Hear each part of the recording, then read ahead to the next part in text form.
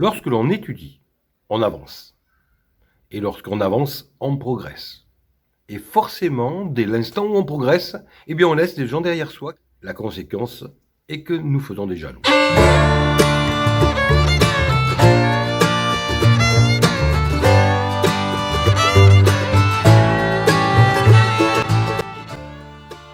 Au plus nous avançons, au plus le paradoxe devient éclatant. D'un côté, il y a les personnes qui admirent le travail que nous faisons, et donc qui nous admirent pour les compétences que nous avons.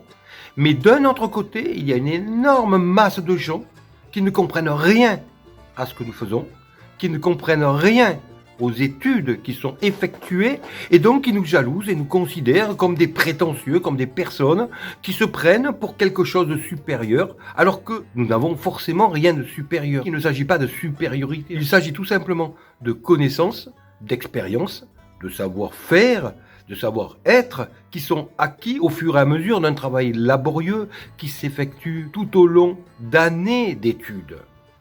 Cela est long, cela demande du travail, de la concentration quotidienne. Et bien entendu, toutes les personnes qui sont en dehors de tout ça ne comprennent pas cette notion de concentration quotidienne pour évoluer, pour être au quotidien quelqu'un de meilleur, quelqu'un de plus efficace, quelqu'un de plus performant, quelqu'un de plus lucide. Et ces personnes critiquent. Alors cela peut déstabiliser. La majorité des gens n'étudient pas. Elles se laissent porter. Elles gobent tout ce qu'on leur dit à la télé, elles gobent les infos, elles n'ont pas développé leur capacité à analyser, à jauger avant de juger. Car avant de juger quelque chose, il faut jauger, et quand on jauge, on ne juge pas selon les intérêts que l'on a. On se fait une idée plus juste des choses de la vie.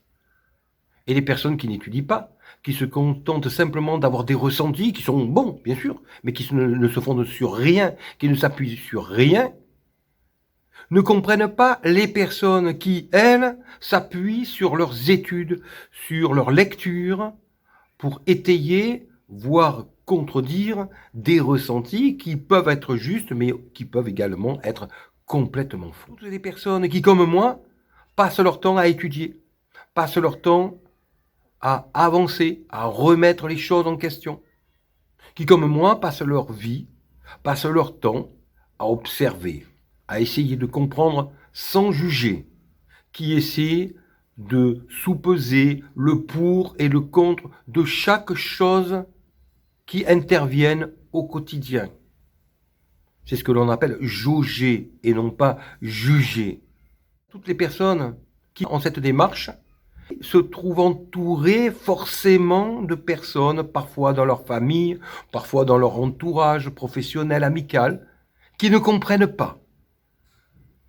Mais il faut bien se dire que ces personnes, si elles donnent l'impression de ne pas vouloir comprendre, eh bien à mon avis, elles ne peuvent pas comprendre. Car elles se trouvent dans une démarche, dans un positionnement dans la vie qui est radicalement différent du nôtre. Nous avons une démarche qui consiste à observer, à nous renseigner afin de jauger les choses. Et à côté de cela, il y a toutes ces personnes qui n'ont pas cette démarche et donc qui ne marchent qu'au feeling, qu'au ressenti. Et donc qui tiennent leur ressenti, leur feeling pour vérité, qui considèrent que si elles ressentent les choses d'une certaine manière, eh bien c'est que cela est vrai.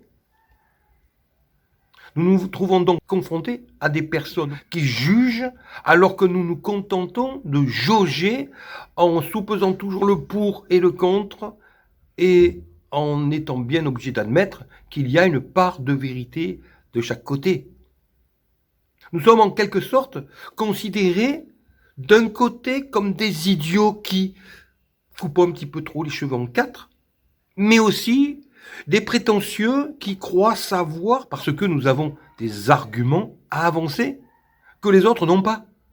Les autres se contentent d'avancer un ressenti, comme une vérité.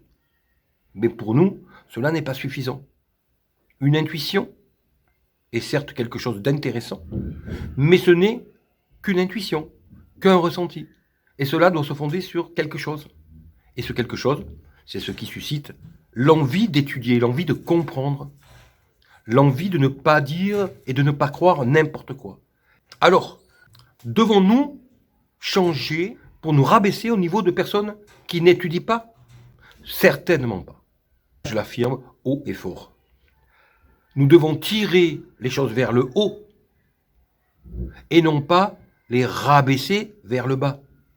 Ce sont les personnes qui étudient qui doivent servir d'exemple à celles et à ceux qui ont envie d'étudier, et non pas les personnes qui n'étudient pas, qui se basent sur leurs ressentis, leurs feelings, leurs a priori et leurs préjugés, qui doivent rabaisser les autres au stade de personnes qui n'étudient pas.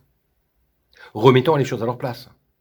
L'étude est malgré tout supérieure aux simples préjugés.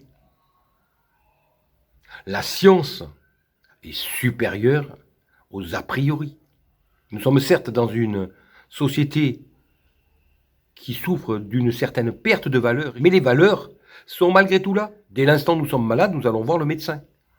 Et à ce moment-là, nous sommes bien obligés de reconnaître que le médecin sait ce que nous ne savons pas, car le médecin a étudié. Il en est de même pour tout, qu'il s'agisse de science, mais qu'il s'agisse également de psychologie, de philosophie, de pédagogie.